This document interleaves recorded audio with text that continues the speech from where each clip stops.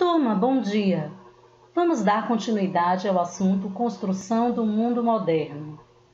Nessa aula falaremos sobre o capitalismo financeiro e informacional. Vocês estão lembrados que na aula anterior nós falamos sobre o capitalismo comercial e o capitalismo industrial. Atualmente, este capitalismo é marcado pela formação de grandes empresas e organismos financeiros que dominam vários setores da economia no mercado mundial. Essa nova etapa teve início a partir da crise do sistema capitalista em 1929, com a quebra da Bolsa de Valores de Nova York. Formaram-se a partir de então os monopólios, com base nos quais uma empresa oferece algum produto ou serviço e ela não sofre concorrência por parte das outras empresas, garantindo então a possibilidade de colocar os preços que elas desejarem e lhe garantir lucros elevados. Por exemplo, os setores de telefonia, informática, indústria química ou alimentícia. E os oligopólios, que são grupos de empresas que no mercado vão determinar preços, dividir entre si o mercado consumidor e eliminar a concorrência ao comprar empresas de menor porte. Assim percebemos que os monopólios eles vão garantir um privilégio legal e os oligopólios eles vão garantir um número pequeno de empresas que vão deter uma parcela significativa, de algum tipo de mercado. Tanto os monopólios quanto os oligopólios, que vamos estudar posteriormente com maior intensidade, eliminam os princípios da livre concorrência, porque tem por objetivo controlar todas as fases, tanto da produção, quanto da circulação e do consumo de mercadorias e serviços. Com o avanço da tecnologia no setor industrial, nos transportes e na siderurgia, e com a incorporação de novas fontes de energia e matéria-primas, houve uma ampliação dos lucros e um reinvestimento na indústria. Com isso, no século XIX, formou-se um poderoso sistema bancário que se associa ao capital industrial para controlar o capital acumulado e financiar a produção. Gradativamente, os bancos assumiram um papel importante no capitalismo financeiro, ao incorporar indústrias. Ao mesmo tempo, essas indústrias e o comércio formaram as suas próprias instituições bancárias ou financeiras. Vamos entender um pouco sobre essa crise que ocorreu no sistema capitalista em 1929. O aumento da produção industrial nos países industrializados não foi acompanhado por idêntico crescimento no mercado consumidor, o que forçou a expansão para outros países e a busca de fontes de matéria-prima. Assim, muitas empresas passaram por um processo de fusão para manter a capacidade produtiva e fazer frente à concorrência, ao passo que outras acabaram falindo. Outra característica do capitalismo financeiro é a venda de ações de grandes empresas na Bolsa de Valores, pela qual os pequenos investidores tornam-se sócios anônimos dessa sociedade por ações. Embora a maior parte das ações continue permanecendo concentrada nas mãos de um setor majoritário, que pode ser uma pessoa, um banco ou uma holding, que é um grupo que detém a maior parte das ações e que administra as empresas sob seu controle.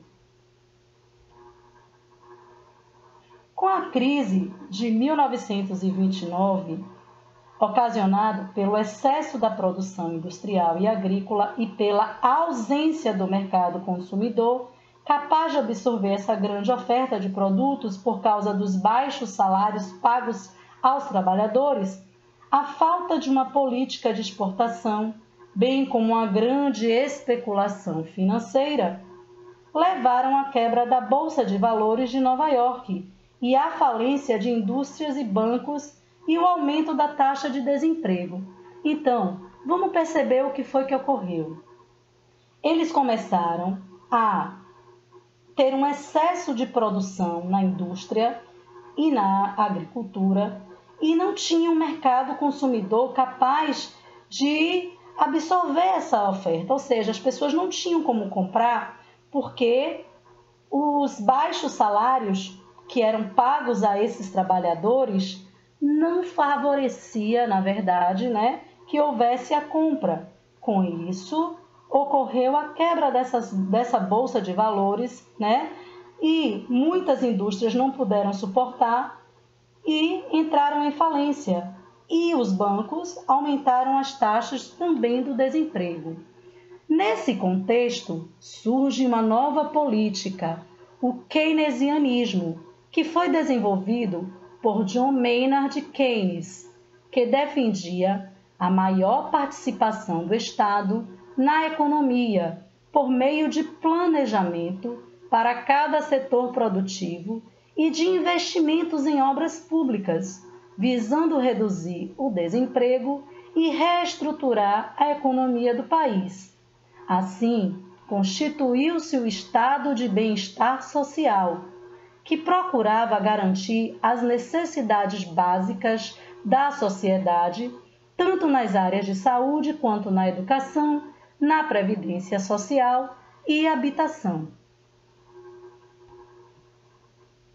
As transformações do final do século XX. Somente a partir da década de 1970, o papel do Estado foi severamente criticado em razão da sua interferência no desenvolvimento do capitalismo e da maior necessidade de aumentar os impostos para manter o bem-estar da sociedade, o que provocou um grande déficit público e uma elevada dívida externa dos países desenvolvidos. Nesta mesma época, já sob a influência da chamada Terceira Revolução Industrial ou Revolução Técnico-Científica, começaram a ser delineados, após a Segunda Guerra Mundial, os setores armamentistas e aeroespacial, principalmente nos Estados Unidos. Essa fase da produção mundial ela é marcada pela introdução de tecnologias de ponta no Japão, nos Estados Unidos e na Europa, com destaque para a Alemanha. Esse avanço técnico e científico pode ser observado pelo desenvolvimento de diversos produtos de alta tecnologia, como os associados à informática e às telecomunicações, como computadores, tablets e celulares, além de softwares, robôs, biotecnologia e internet. Outro fator relevante, observado a partir da década de 1970, foi o desenvolvimento do pensamento neoliberal. O neoliberalismo é um conjunto de ideias políticas e econômicas que são baseadas na não interferência do Estado na economia, a política de privatização de empresas estatais, a livre circulação de capitais internacionais e a ênfase na globalização. Existem os defensores e os críticos desse neoliberalismo. Os defensores do neoliberalismo ainda afirmam que, para o crescimento econômico e o desenvolvimento, é necessária a abertura da economia para a entrada de transnacionais, a adoção de medidas contra o protecionismo econômico, tem que existir leis e regras econômicas mais simplificadas para facilitar o funcionamento das atividades econômicas, além da base de economia ser formada por empresas privadas. Nesse contexto, a atuação do Estado favorece esse processo, pois, nesse caso, diminui seu efetivo de funcionários, economiza nos gastos públicos privatiza as empresas estatais e regulamenta os setores econômicos, privilegiando essas empresas privadas. Já os críticos do neoliberalismo afirmam que o sistema vai beneficiar somente as grandes potências econômicas e as empresas multinacionais. Os países pobres ou em processo de desenvolvimento sofrem com os resultados de uma política neoliberal, pois, entre as inúmeras consequências estão o aumento do desemprego e as diferenças sociais, além dos baixos salários e da dependência externa. Desde o seu surgimento, o neoliberalismo ele ganhou força nos anos de 1980, com as políticas econômicas de Margaret Thatcher, que é a primeira-ministra do Reino Unido nesse período, e Ronald Reagan, que era o presidente atual dos Estados Unidos. No Brasil, esse tipo de governo ele foi adotado 2 vezes. Entre os anos de 1990 e 1992, no governo de Fernando Collor de Mello, e entre os anos de 1995 e 2003, nos governos de Fernando Henrique Cardoso. Ressalta-se que a década de 1970 também intensificou a globalização, esse processo de aprofundamento das relações econômicas, políticas, culturais e sociais entre os países e as pessoas no mundo.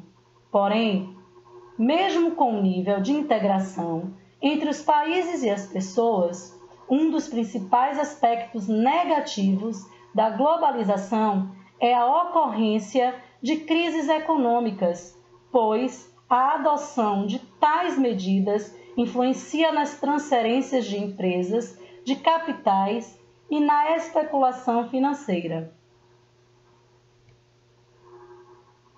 A concentração do capital.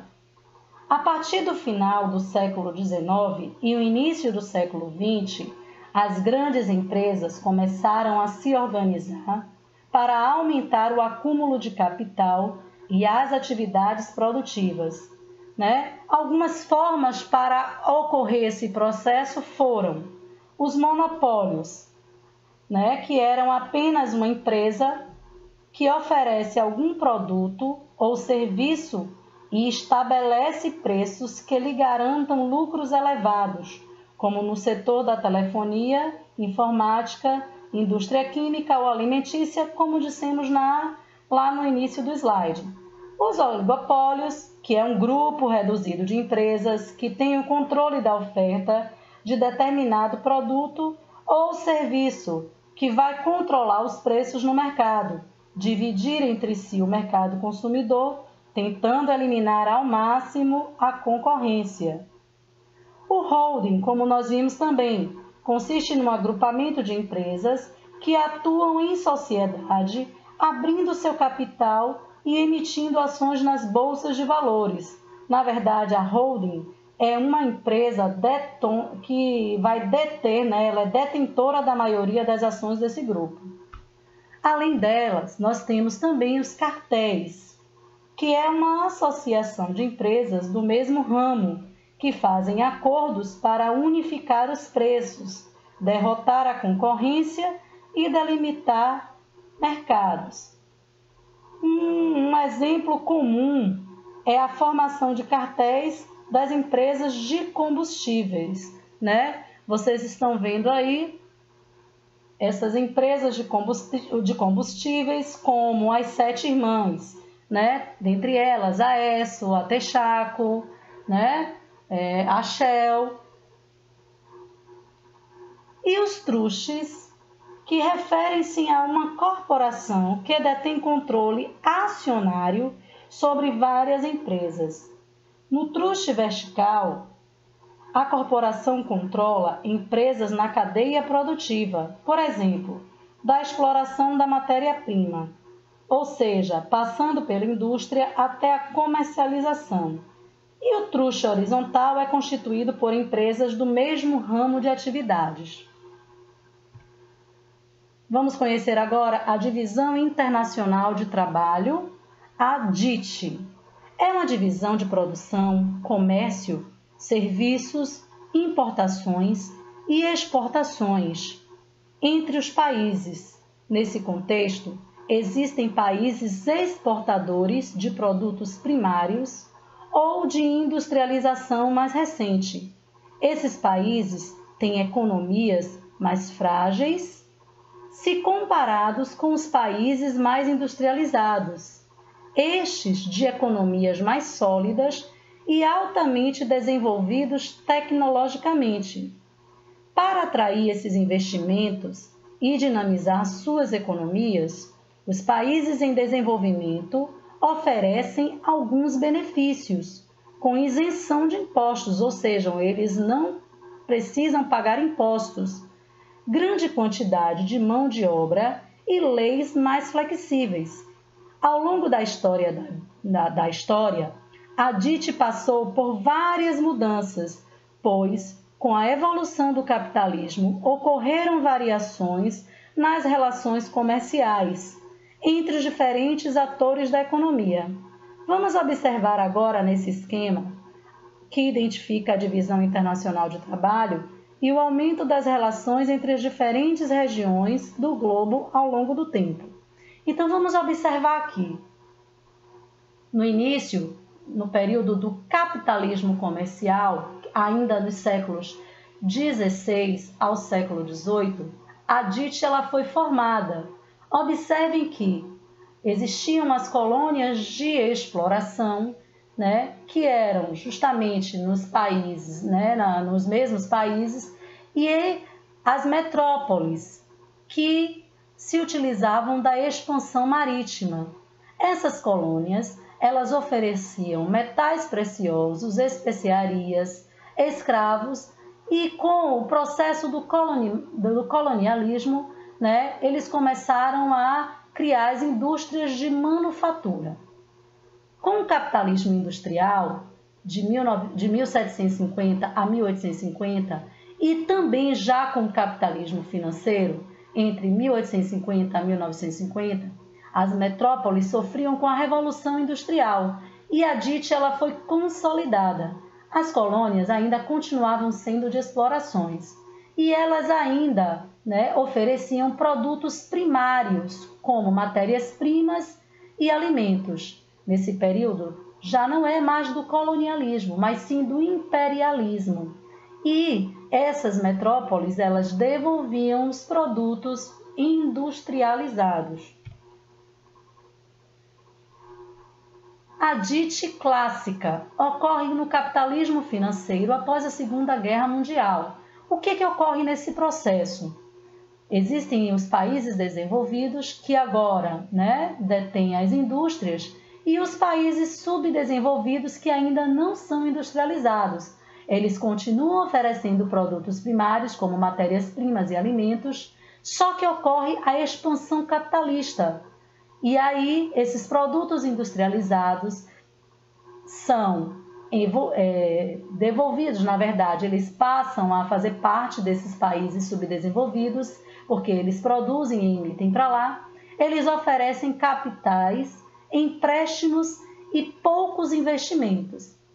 Com a nova DIT, nós temos os países desenvolvidos e nós temos os países subdesenvolvidos agora também industrializados.